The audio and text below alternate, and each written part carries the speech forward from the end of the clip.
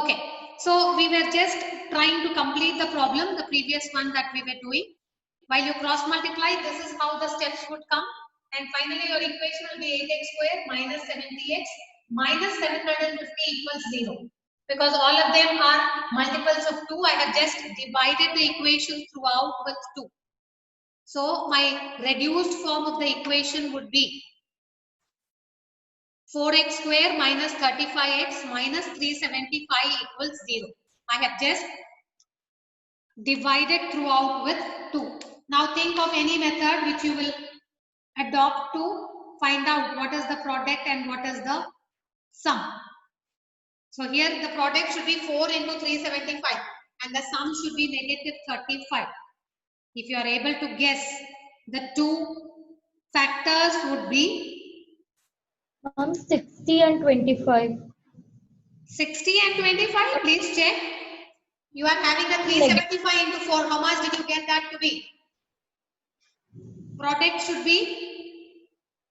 1500. Product should be 1500 and the sum should be positive 35. Negative 60 and positive 25. Negative 60 and positive 25. Are you getting it?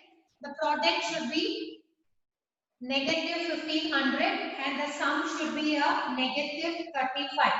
So the two numbers will be a positive 60. No, sorry, a negative 60 and a positive 25. Correct. Negative 60 and a positive 25. So you will split the middle terms as negative 60x positive 25x minus 375 will be equal to 0. So you will get your 4x plus 25. All the remaining steps I am hoping you to do. So I am just writing 4x plus 25 into x minus 15 equals 0.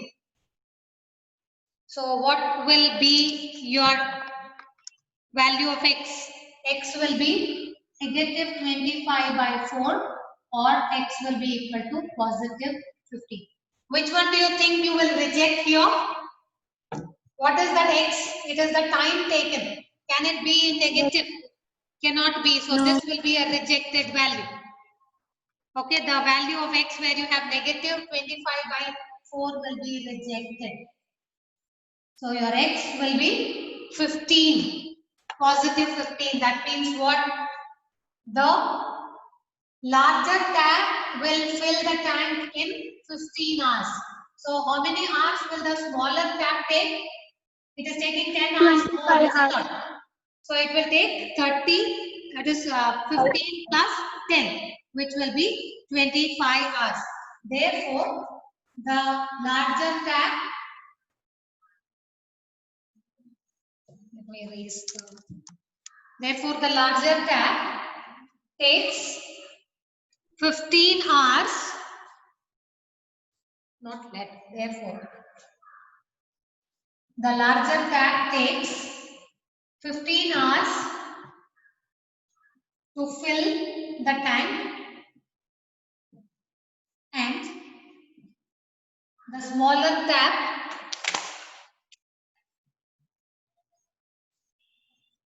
takes, it is taking 10 hours more, so 15 plus 10, that is 25 hours to fill the tank.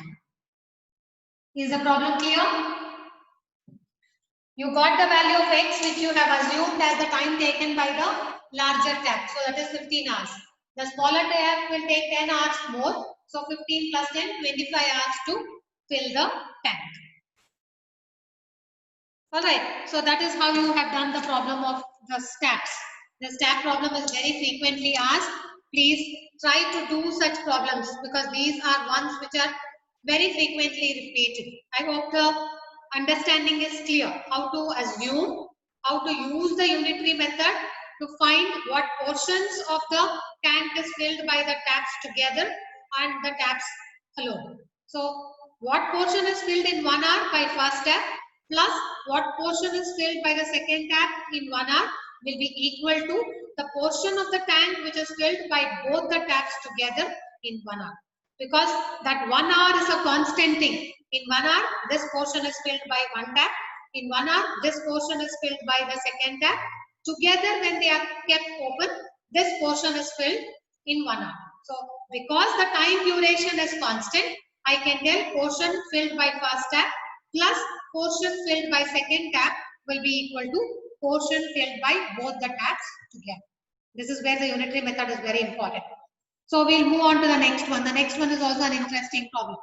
If you have finished the previous one, go and read the next one and try to again assume how you will start with what is the data given there for you. Again, this is a problem on train speed and time taken. Some speed is there, some increased or changed speed is there. Then the duration taken to cover the same distance, maybe just read the problem and find out how you can convert that to your quadratic. Okay, so let me read the problem. An express train takes 1 hour less than a passenger train to travel 132 kilometers between Mysore and Bangalore. So the distance is the same. I have to start from Mysore and go and reach Bangalore. So whether I travel by an express train or I travel by a passenger train, the distance that I have to cover is the same. And we will assume that they are not stopping anywhere in between. So the time lapse is assumed that it is not there. Once they start, both the trains will go and reach their destination after traveling 132 kilometers. So in such an assumption, if the average speed of the express train is 11 kilometers per hour more than that of the passenger train, find the average speed of the two trains.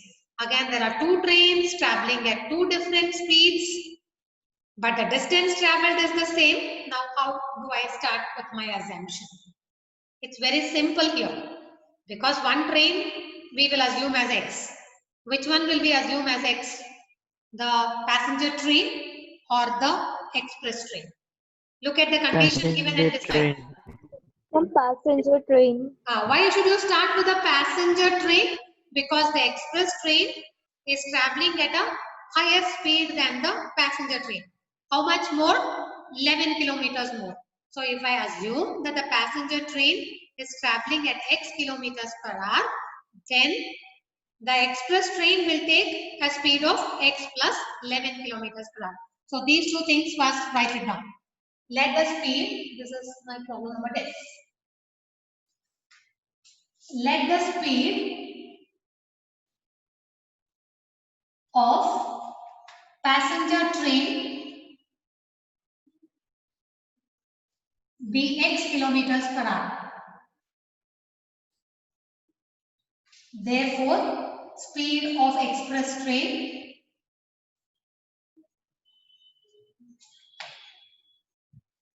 will be equal to X plus 11 kilometers per hour. Is this clear? Now, what is the total distance traveled? The total distance traveled is the same. Both the trains have to start from Mysore and reach Bangalore.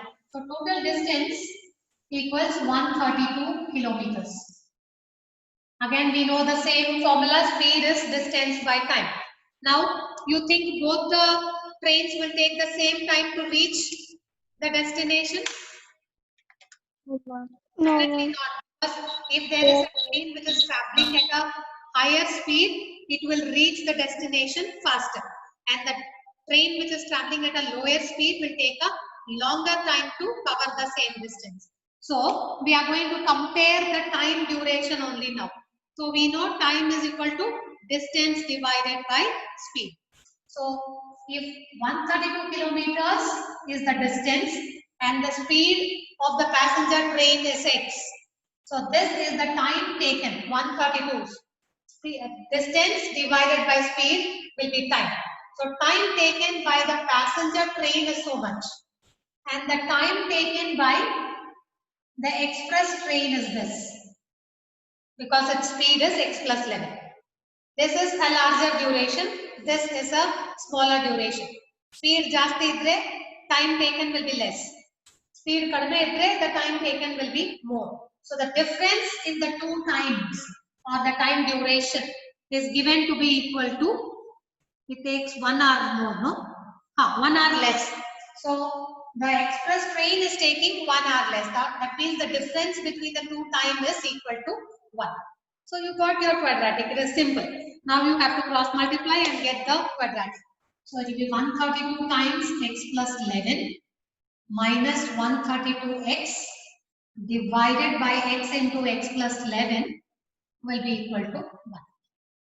Further, can you go and simplify? Let me see if you are able to simplify.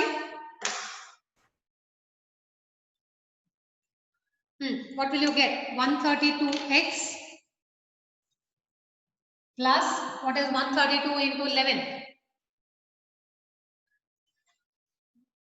1452 1452. minus 132x equals x square plus 11x. I just cross multiplied this. Alright, so positive 132x, negative 132x is gone. I have x square plus 11x minus 1452 equals 0. This is my quadratic. Are you getting that quadratic? Now you have to show two integers such that their product should be negative 1452 and the sum should be positive 11. Can you think of two numbers like that? Two integers. Otherwise, I told you if you don't know how to split the middle terms, take the quadratic formula. A is 1, B is positive 11, C is negative 1452. You can apply x is equal to negative b plus or minus square root of d divided by 2a. Direct ಆಗಿ ಅದು ನಿಮಗೆ answer x ಕೊಡುತ್ತೆ. You don't have to go and split the middle terms. If you think that method is easy for you, please follow that. Because nobody is going to ask you here. You have to split the middle terms only and find out x. Nobody is going to ask. We need the answer. Any method is fair enough for us. So, how will you split this middle term here? It will be what? You didn't tell me which are the two integers which will become a product of negative 1452 and the sum will be positive 11. It's very simple. You should think of multiples of 11 because anyway the sum is positive 11. Any clues required? Positive 44, negative 33. Multiply and see. Positive 44, negative 33. No, it may be negative 44. No, because I need a positive, correct? Yeah. Positive 44 and a negative 33. See if your condition is satisfied. Definitely condition is satisfied for addition. Add madadre positive 11 bartane ide. Multiply madadre adu bartidya nodi. See if you are getting that. Definitely you will get because I am seeing 1452 is a multiple of 11. So you will split the middle term as positive 44x and negative 33x. So this will be x square plus 44x minus 33x minus 1452 will become equal to 0. Alright, now I have to turn my laptop. Alright, just a minute. Yeah. Now is it visible? So when you split it like this, it will be x into x plus 44. Again, it will be an x plus 44 here with a negative 33. So, x plus 44 multiplied with x minus 33 will be equal to 0. So, that is how you will get the product. So, x will be either positive 33 or x will be negative 44. Do you think one of the values needs to be rejected? X is what? The speed of the train. X is the speed of the train. So the speed of the train cannot be negative. So this value will be rejected. Alright. So the speed of the, which train is X? Passenger train is 33. So what will be the speed of the express train? That will be X plus 11. That means it will be 33 plus 11 which will be 44 kilometers per hour. Therefore, speed of passenger train which I have taken as x will be 33 kilometers per hour and the speed of express train will be 33 plus 11, that is 44 kilometers per hour. All right, one more problem quickly we can do. What's your next class? Ma'am, English. What's your next class? English. Okay. Ma'am, but she will not take. She'll not take. Okay, whether she is taking or not taking, we still have 5 minutes we can complete. Because tomorrow I may not be able to meet you. So I want to complete this, only the small portion which is left, nature of roots, I will take up on Friday. Alright, so please cooperate so that we complete the last problem. I want to discuss that also. At least I will give you the condition, the solution of the quadratic you should be able to do on your own. Alright, so go through the next problem. Deliberately I am doing all the problems because quadratic is that one which I am expecting in section B. That 4 marks I am putting it in your pocket already. Please hold it carefully and try to practice. Yes, we are in the last problem, that exercise. The sum of the areas of two squares is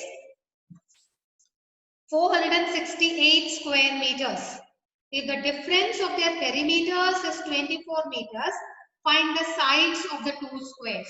So there are two squares whose areas sum up to 468. And the perimeters will sum up to, the difference of the perimeters will be equal to 24. Find the sides of the two squares. Because there are two squares, I have no other alternative other than assuming the edges of the two squares to be x and y meters. So let the sides of the squares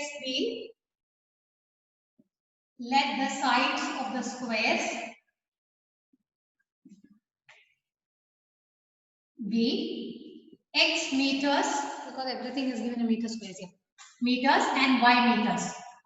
If the first square is x meters, the second one will be y meters. Now what's the first condition given? The sum of their areas. First condition. What is the area of the first square if its edge on the side is x? What is the formula to find the area of a square? Side into X side. square. So in the first square, the side is x. So the first condition say x square plus y square equals 468. The sum of the areas. Area of first square is x square. Area of second square is y square. Their sum is equal to 468. That's the first condition. Then the second condition is difference in perimeters. What is the perimeter of the square? What's the formula? 4x. 4x. 4 times the side. So for the first square, the perimeter will be 4x. And for the second square, the perimeter will be 4 times y. So the difference means 4x minus 4y will be equal to 24. So the second condition gives me the difference between the perimeters. Alright. So 4x minus 4y equals 24.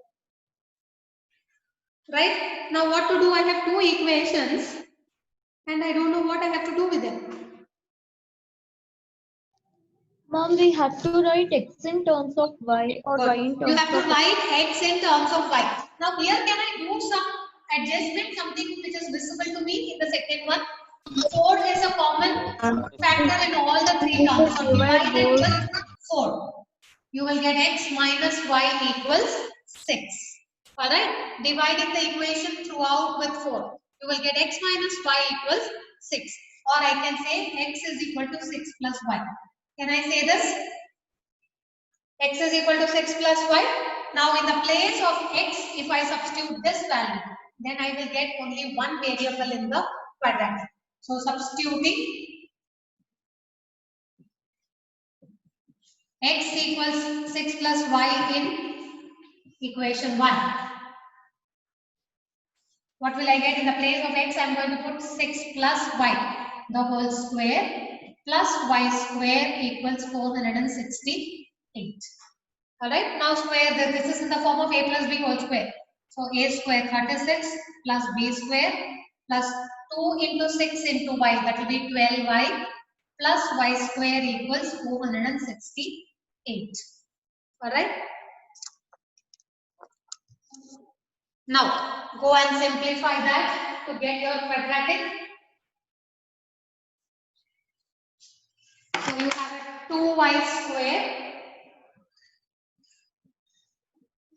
plus 12y plus 36 minus 468 equals 0. Correct? You are bringing the 468 to the other side. So you will have 2x square plus 12y. Correct?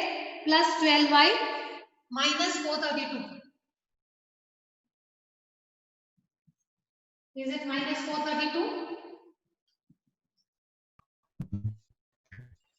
468 minus your 36. 432, correct, yeah. So 2x square plus 12y minus 432 equals 0. So how will you see this? Further, can I do an adjustment there? Can I divide throughout with 2? Yes, because 2 is a common factor.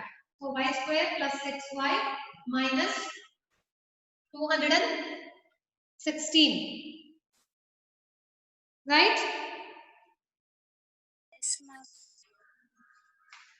Equals 0. Yes, ma'am. Now, think of two numbers. Product is negative 216, sum is 6. Can you think of two numbers? Product should be negative 216 and sum should be 6, positive 6. Maybe 18 and a 12. Ma'am, 18 and negative 12. Yeah, positive 18 and a negative 12. Correct. Positive 18, negative 12. So you can split it as x square plus 18y. Sorry, y square plus 18y minus 12y minus 216 equals 0, or y into y plus 18. Again, y plus 18 here. This is a negative 12. So y minus 12 into y plus 18 equals 0. So what will be your value of y? Either it will be 12 or it will be negative 18. Which one will I reject? Y equals 12 or y equals negative 18? Why should I reject negative 18? Side of a square cannot be Yes, negative. a side of a square cannot be negative. So this will be rejected. So what did you assume your y to be? Y is the side of the second square. So what will be the side of the first square? X is equal to 6 plus y we know. So y is 12 means x will become 6 plus 12, that is 18. So the side of the first square is 18 meters and the side of the second square is 12 meters. That's all you have to write. So did you understand? Whenever you are not able to avoid getting two variables, you must assume the two variables, write one variable in terms of other and get the quadrant. This is the idea in the entire exercise. Whenever you are not able to avoid assuming two variables, always remember you have to take both the variables, write one variable in terms of the other. That will allow you to get a quadratic with one variable only. Alright, so we will stop here, complete all these problems. Only the last portion of the chapter is remaining, which we will take it up on Friday. So we will just say we are going to stop here.